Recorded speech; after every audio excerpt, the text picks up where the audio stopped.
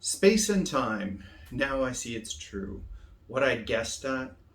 what I'd guessed when I'd loafed on the grass, what I'd guessed while I lay in my bed. And again, as I walk to the beach under the palling stars of the morning, my ties at ballasts leave me, my elbows rest in sea gaps. I skirt sierras, my palms over continents. I am afoot with my vision. But the city's quadrangular hoses in long huts, camping with lumbermen, along with the ruts of turnpike, along with the dry gulch and the rivuleted bed. Weeding on my onion patch or hoeing rows of carrots and parsnips across savannas, trailing in forests. Prospecting, gold digging, girdling the trees of a new purchase. Scorched ankle deep by the hot sands, hauling my boat down to the shallow river, where the panther walks to and fro on limb overhead, where the buck turns furiously at the hunter, where the rattlesnake suns his flabby length onto a rock, where the otter is feeding on fish, where the alligator in his tough pimples sleep by the bayou, where the black bear is searching for roots or honey, where the beaver passed mud and with his paddle-shaped tail over growing sugar, over yellowed flowered cotton plant, over its rice in its low, moist field, over the sharp-peaked farmhouse with its scalloped scum and slender shoots from the gutters, over western persimmon, over the long-leaved corn, over the delicate blue flower flax, over the white and brown buckwheat, a hummer and a buzzer there with rest, over the dusky green of the rye as it ripples and shades in the breeze, scaling mountains, pulling myself cautiously up, holding on by low, scragged limbs, walking the path in worn grass, and beat through the leaves of the bush, where the quail is whistling betwixt the woods and the wheat lot, where the bat flies in the 7th-month eve, where the great gold bug drops through the dark, where the brook puts out of the roots of the old tree and it flows to the meadow, where the cattle stand and shake away flies with the tremulous shuddering of their hides, with the cheesecloth hanging in the kitchen, where the andrians straddle the hearth slab, where the cobwebs fall in festoons from the rafters, where the trip hammers crash, where the press is whirling its cylinders, wherever the human heart beats with those terrible throes under its ribs, with the pear-shaped balloon and its floating aloft, floating in it myself, looking composedly down, where the life's car is drawn on the slip noose, where the heat hatches pale green eggs in the dented sand, where the she-whale swims with her calf and never forsakes it, where the steamship trails hind-ways its long pennant of smoke, where the fin of the shark cuts like black chip out of the water, where the half-burned brig is riding on unknown currents, where the shells grow to her slimy deck, where the dead are corrupting below, where the dense starred flag is borne at the heads of the regiments. Approaching Manhattan, up by the long stretching island, under Niagara, the cataract falling like a veil over my countenance, upon a doorstep, upon the horse block of hard wood outside, upon the race course, or enjoying picnics or jigs, or a good game of baseball, at the he festivals with the blackguard guides,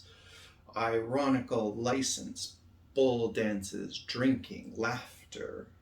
at the cedar mill tasting, the sweets of the brown mash sucking the juice through a straw, at apple peelings, wanting kisses for all of the red fruit I find,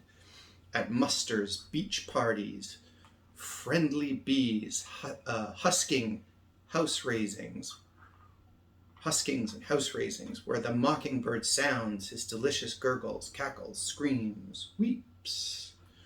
where the hayrick stands in the barnyard, where the dry stalks are scattered, where the brood cow waits in the hovel, where the bull advances to do his masculine work, where the stud to the mare, where the cock is treading the hen. Where the heifers browse, the geese nip their food for short jerks, when the sundown shadows lengthen over the limitless and lonesome prairie, where the herds of buffalo make a crawling spread of the square miles far and near, where the hummingbird shimmers, where the neck of that long-lived swan is curving and winding, where the laughing gulls scoot by the shore, where she laughs near her near-human laugh, where the beehives range on a gray beach in the garden half hid by the weeds, where the band-necked partridges roost in a ring on the ground with their heads out, where the burial coaches enter the arched gates of a cemetery, where the winter wolves bark amid wastes of snow and icicled trees, where the yellowed crowned heron comes to the edge of a marsh and at night feeds from small crabs, where the splash of swimmers and divers cools in the warm noon, where the katydid works her chromatic reed on a walnut tree over its well, through the patches of citrons and cucumbers with silver-wired leaves, through the salt lick or orange glade or under conical firs, through the gymnasium at the curtained saloon, through the office or public hall, pleased with the native and pleased with the foreign, pleased with the new and the old, pleased with the homely woman as well as the handsome, pleased with the Quakeress as she puts off her bonnet and talks melodiously, pleased with the tune of the choir of the whitewashed church, pleased with the earnest words of the sweating Methodist preacher, impressed seriously at the camp meeting, looking in at all the shops' windows of the Broadway, the whole forenoon, flatting the flesh of my nose on the thick plate glass, wandering the same afternoon with my face turned up in the clouds, or down a lane or along the beach, my right and left arms round the side of two friends, and I in the middle, coming home with the silent and the dark-cheeked bush boy. Behind me he rides at the drape of the day,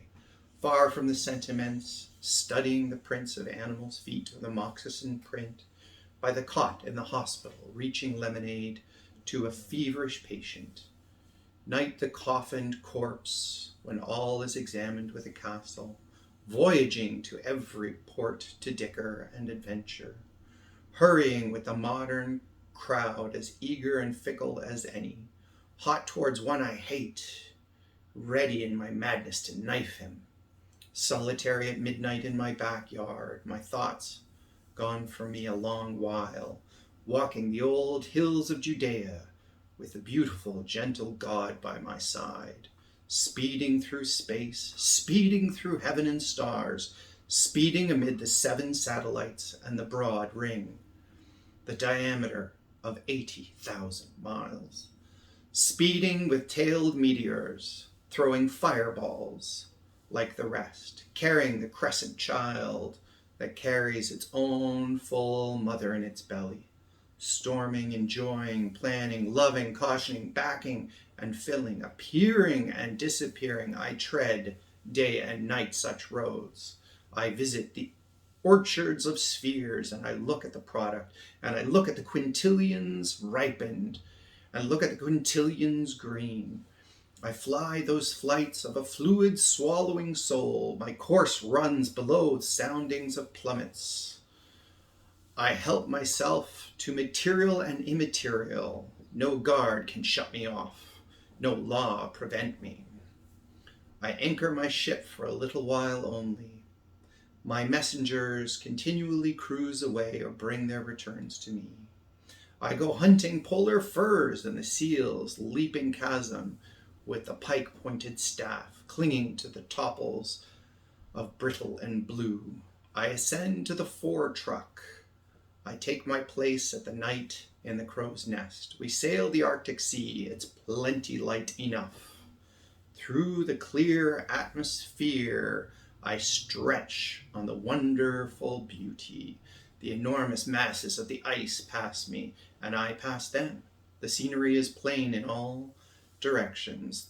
The white-topped mountains show in the distance. I fling out my fancies toward them. We are approaching some great battlefield in which we are soon to be engaged. We pass the colossal outposts of the encampment. We pass with still feet and caution. Or are we entering the suburbs of some vast city in ruin? The blocks and fallen architecture, more than all the living cities of the globe. I am a free companion. I bivouac by invading watchfires.